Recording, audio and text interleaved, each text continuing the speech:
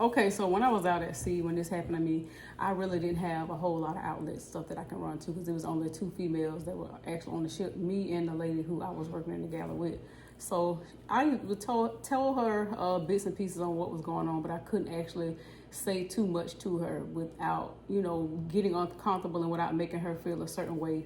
Because you know how you tell somebody, how if I tell somebody something and instead of them, okay, oh my God, I'm so sorry that this happened to you, she was pushing off what was happening to her, what she had experienced since before I got to the ship. She was pushing that off, so I really couldn't say nothing to her. So even when I went to the when I reported it to the officer, I told him what was going on, how it made me feel. He well, I'll get to it, and I'll get to it. Give me to the end of the day. It never happened. It went on for 3 days, and the reason why I finally was able to get through for somebody to even open their mouth and check it out is because of what I did. I went to the compliance bulletin that they had. It was sexual harassment, and I reached out to the vice president who's over the compliance and sexual harassment team. So I actually pushed the envelope for myself because I was uncomfortable. I had to see this man at breakfast. I had to see this man at lunch. I had to see this man at dinner. I had to see this man whenever he came down to get something to drink. So it was hard to deal with because I didn't have an outlet.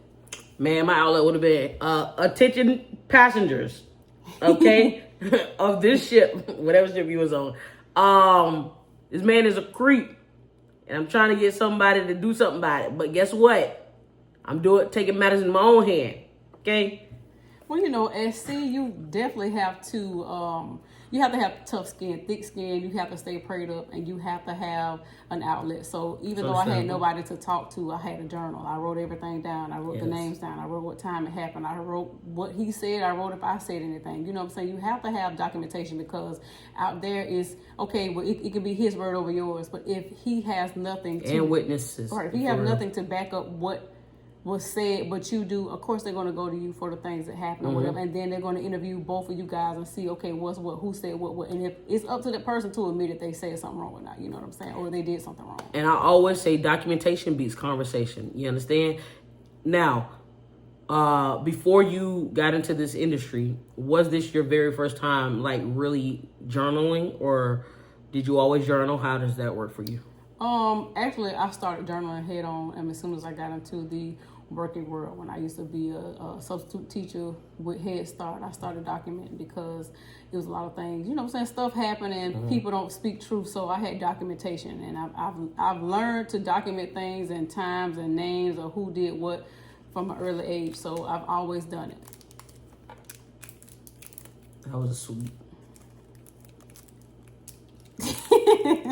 All right. All right. So now that you went to the chain of command, you have documented this process.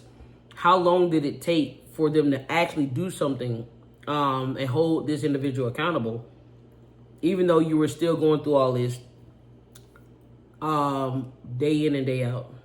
Well, my process went a little bit longer than it was supposed to because it was not done correctly by the chain of command. When it happened to me, I went to the bridge officer and I told him about it, and he dragged his foot. So after the third day, who is the bridge officer? The bridge officer it depends because some ships don't have bridge officers. I would consider those to be like the third mates or the people that pretty much drive the ship when we're out. You know what I mean? So it's not like most ships. They didn't have the ABs up there steering ships and all that. Plus I was going on as a galley hand, so I did go to our bridge officer and tell him what was going on because the first one didn't do anything. So I went to the second bridge officer and he got things rolling within a matter of minutes. When I told him what was going on, I told him what's what. He documented what needs to be documented. Then he came downstairs and he told me that I had to do an incident report. I did an incident report. Then he had to go to the individual and he had to do one as well. So both incident reports were on one accord, pretty much everything fit together, so I was not telling a story. It was truth in that. So she wasn't lying, good. So it was done that way, and they made him stay away from me because I had to be in the galley. So they would make his breakfast, like they would get his orders early. He'll come down and eat breakfast when I was on break, or he'll come get his plate and leave out of it. We could never be in the same vicinity at the same time. We couldn't be in the galley together. We couldn't be washing clothes. We couldn't be nowhere together. So with them It must be on. That's fine. So with them creating the urgency around this now, do you feel like justice was served? Or does the company offer like a therapy session that you're able to take advantage of, or okay, so or did you? Honestly, they did not do what needed to be done in the matter in the timely manner that I was expecting. Only because when I went to this officer the first bridge officer, I went to him. The second bridge officer, that's the one who got the ball rolling with the incident reports. But when I had to go up and fill out documents, and I'm talking to him, and then he's asking me to this the second guy who handled the incident report. You asking me to, can you have a hug, and and then can we talk about it? Like, what is there to talk about? I'm here to report an incident. So as I'm turning around from him, he grabbed my butt. So it became a double harassment. And then when I went downstairs to when I just walked out of the office, I really couldn't act like I couldn't push the man and beat the man up. Like, it wasn't that I didn't want to. It just, I could not do that, because even though I was being harassed, I could not draw attention to that situation like that. I couldn't beat the man up. I couldn't do all that. Now, was this a moral thing, or was this just a code of conduct for professionalism that you wanted to stand by? It was just for professionalism for me. So instead of reacting, you ain't cussed them out biblically. I first of all, I was shocked that the man even grabbed me. You know what I'm saying? Like, who thinks that somebody's going to do that? So I was mad. I pushed past him. Like, I pushed past him pretty hard and walked around him and came downstairs, and I went back down to the galley and got on the galley phone. I let the captain know. I let the captain know I want to say, I'm getting ready to get off work. I'm getting ready to get off work. So it's late in the evening or whatever. And he was just basically telling me that, hey, D, I understand what you're saying, and we'll talk about this more in the meeting. And that pissed me off. We ain't talking about no meeting in the morning. We ain't talking about nothing in the morning. This just happened. What are you going to do right now? Get out of your bed and handle this. That's what I'm thinking, because this man just grabbed my behind. You got daughters, you got a wife. How would you feel if somebody grabbed your child or your wife like this? When you want to do something? So he didn't do nothing. So it's a bulletin that they had in the galley that has sexual harassment, code of conduct, 0 tolerance of sexual harassment. Then they have a vice president down at the bottom, and she was a female. And I called her, I emailed her, I had everything documented. I told her what happened in those matter of 3 days. So I worked in the morning from 6 in the morning to 6 in the evening. So I'm getting ready to get off work, but I made sure I sent her all this documentation, everything that happened before I went to bed. When I woke up, I had 4 missed calls from her. I had 2 voicemails. What's her name? I don't remember her name, but she's her. She's that girl. Okay. I had 2 missed voicemails from her and her assistant. And she told me that she's passing this on to she's the vice president. She's passing on to the VP. I should hear back from him in a few hours. And the reason why it took as long as it did is because we was 14 hours ahead of the U.S. We was in Trinidad in the beginning, but we were in transit to Kenya. So it was a lot of hours in between that was missed. So that kind of delayed a lot of the stuff. But I got the ball rolling. But you learning to overcome this situation, right? Right. It didn't happen overnight. It didn't happen, a week later or a month later. You had to literally go over, your superior's head in order to get something done. Because what ratio of women that you said was on the boat? It was 2 women. It was plus you? Yep. So it's 3, and how many? No. It was 2 women total. It was me and another lady on the boat. Oh, okay. So 1% versus the 99. And they probably thought that this was just something that always happens, and nobody really opens up their mouth and talk about it. But when enough is enough, and you literally say, "I can't hold this in anymore," and you have to become a voice for the voiceless at the end of the day, this when you go to, platforms where caters to you using your voice, which is social media, and you telling your story personally can also help someone else who's looking to go into this industry. Right. How many people were boarded the ship? Well, we was the last crew change. I want to say it was 10 people that boarded the ship when I got on. Okay, but I'm just saying in total, how many people was on that unit? It was a good 60, 70 of us. Okay, so less than 100 people or whatever, more than 50 but that's still a lot. Look at the ratio. And again, in a predominantly male industry, a lot of these people have years and years of experience. Yeah. Even though you have years, you're still fairly new to the game, and that's something that you probably was not expecting, to happen during your time there. So, do you feel like? Did you answer my question about the therapy though? Oh, they do have EAP. That's free therapy that you pretty much can get on any job. They do have that. They did offer that to me. But of course, when you're out and you're 14 hours ahead, it's kind of different to schedule certain things. So this wasn't something 24 hours? No, not for them. And the reason being is because we're in so many different time zones. Everybody sleeps certain times. So, and it was hard to even get in it during the day for me, because during the day for me is nighttime for them, so it was different. I couldn't really get into any of that until I actually came home.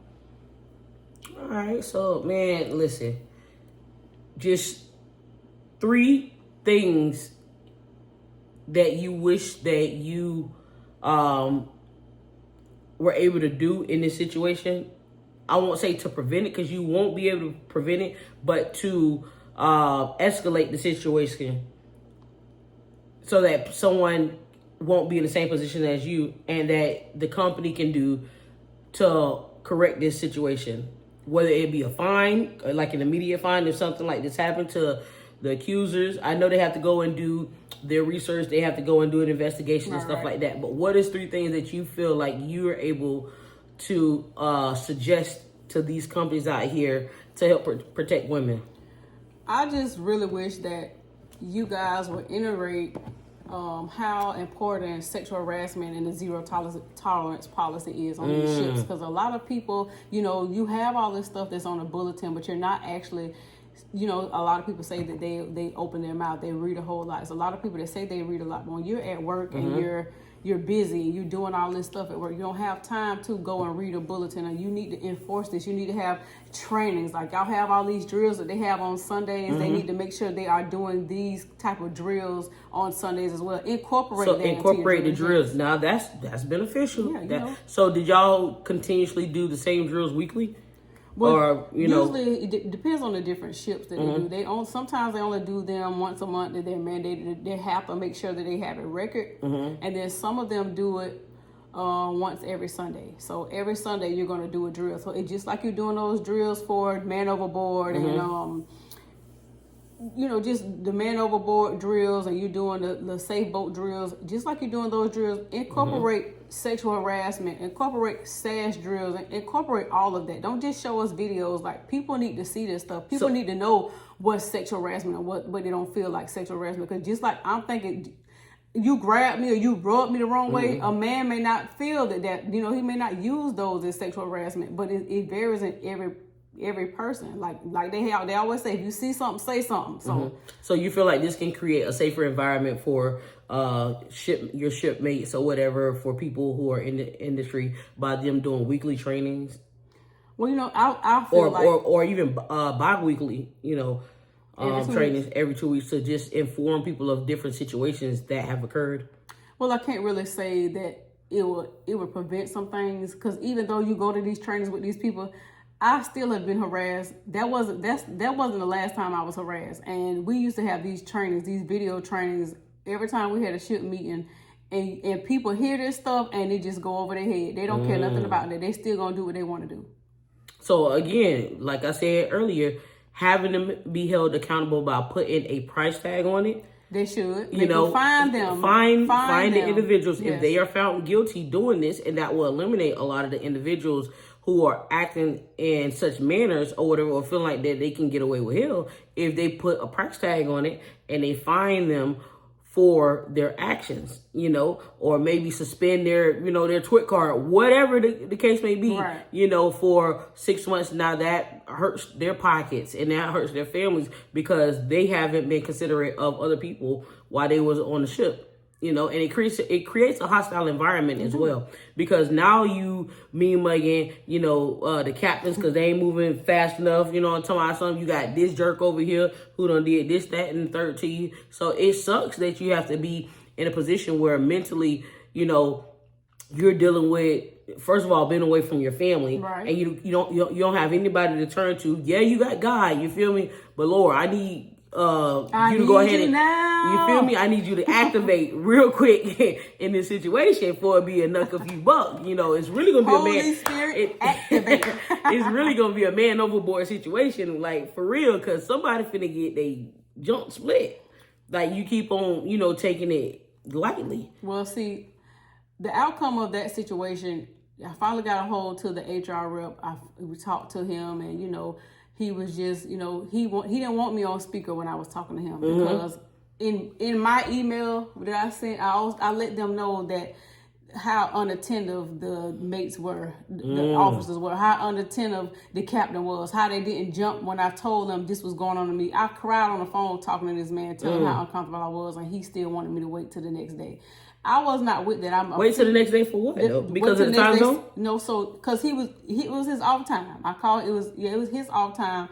Irregardless, when you have somebody who is uncomfortable, who's been sexually harassed, it don't matter what time of day it is. I should be able to come to you and tell you what happened to me. You should be able to handle this. And he did not do his job. And so when I put that in an email and let them know, when he brought me to the office, it was nobody upstairs on the bridge but me and him. And he basically was telling me how I told you I was going to get you off here. You didn't tell me anything. I got myself off here. That's what I told him. I was the one who pushed the envelope. I was the reason why this guy's calling and want to talk to me. You didn't do anything or whatever. And I let them know that. So I talked to the guy. He told me, hey, the agent going to be in contact with you within the next 20, 30 minutes. Just be ready. I went upstairs after I got off work, and I had just got out of the shower. Captain called me on the phone and said the agent was here to take me to the hotel. They got me off the ship. I came home. I had to do interviews with the vice president, the vice president, the president, and both of their assistants. We had to do all these different talks on the phone. They end up, because I was on a 3-month contract, they ended up paying me. I was getting paid a check every 2 weeks, just the base pay, no overtime, but it still was money in my pocket that I was getting paid every 2 weeks because it wasn't my fault that I had to leave the contract because somebody was harassing me or whatever. And it was 3 different guys that who harassed me on that ship. And they just wanted me to be comfortable, and he wanted to be in my own time zone and home. And then we did a meeting there. I respect him for that, though. He did that because he told me, hey, he said, I understand where you're coming from. I have 2 daughters. I was just about to say that. I was thinking about that. Some of them, they have families as well. Well, majority of the people have families. They're doing it for their families or whatever. So they have daughters, nieces, mothers, grandmoms.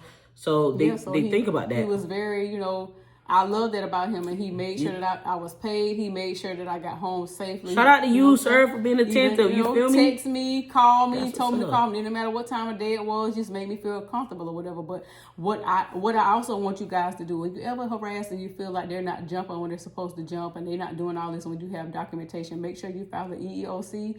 Go to the EEOC website, file the EEOC. That's exactly what I did. I filed. They're going to give you, it's going to take forever for you to get an interview with them, but just hold on, baby. Tell them your story, have your documentation, have everything that you need. I had receipts. I had everybody's MMCs. I had their document numbers. I had their work numbers, their work IDs. I had everything. I had all the pictures of everything that I need because I had an inside person who had a daughter, and he was like, I got you, and I'm going to send. He was sending me stuff, and I appreciate Basically, that too. my friend said, try Jesus, Don't try me. Come on, friend.